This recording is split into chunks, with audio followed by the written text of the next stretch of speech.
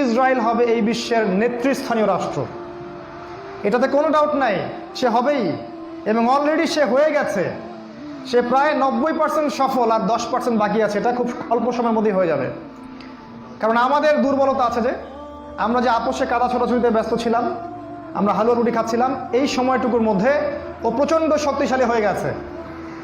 ওই ইসরায়েল থেকেই আজকে সারা বিশ্বের পলিটিক্স নিয়ন্ত্রণ করা হচ্ছে, ব্যাংকিং সিস্টেম নিয়ন্ত্রণ করা হচ্ছে, অর্থনীতি নিয়ন্ত্রণ করা হচ্ছে, মিডিয়া নিয়ন্ত্রণ করা হচ্ছে, পত্রপত্রিকাও নিয়ন্ত্রণ করা হচ্ছে, আদর্শ নিয়ন্ত্রণ করা হচ্ছে, সংস্কৃতি নিয়ন্ত্রণ করা হচ্ছে, এবং আপনার এই যে প্রযুক্তি, অস্ত্রশস্ত্র, এগুলো সেখান থেকে নিয়ন্ত্রণ করা হচ্ছে।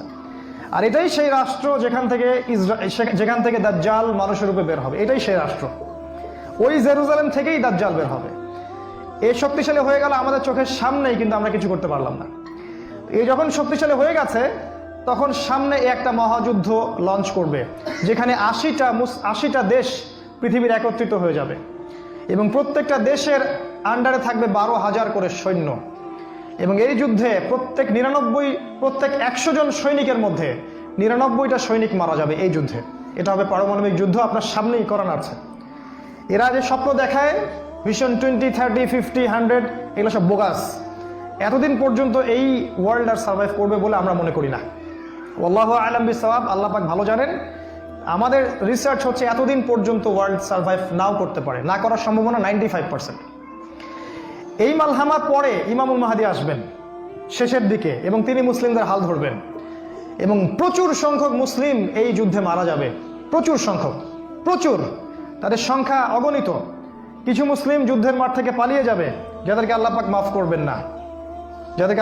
করবেন না, আর অল্প কিছু মুসলিম বাকি থাকবেন, যাদের হাতে আল্লাহ রাব্বুল আলামিন এই যুদ্ধের শেষের দিকে গিয়ে বিজয় দান করবেন ইনশাআল্লাহ।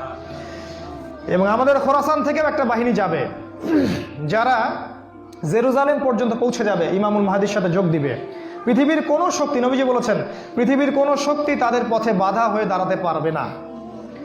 তিনি বলেছেন, তোমরা যদি হামাগুড়ি দিয়ে হয় বা বরফের উপর স্ক্রল করেও হয়, তোমরা যদি ওদেরকে পেয়ে যাও তাহলে তাদের সাথে যুক্ত হইও। এটা নসিহত নবী সাল্লাল্লাহু আলাইহি ওয়াসাল্লামের।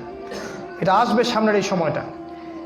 এই মালহামার পরে যখন মুসলিমরা আবারও বিজয়ের আসনে আসবে, তখন মুসলিমরা জয় করবে কনস্ট্যান্টিনোপল বা তুরস্কের ইস্তাম্বুল। এটা এখন নেটোর হাতে চলে গেছে, এটা আবারও মুসলিমদের হাতে চলে আসবে।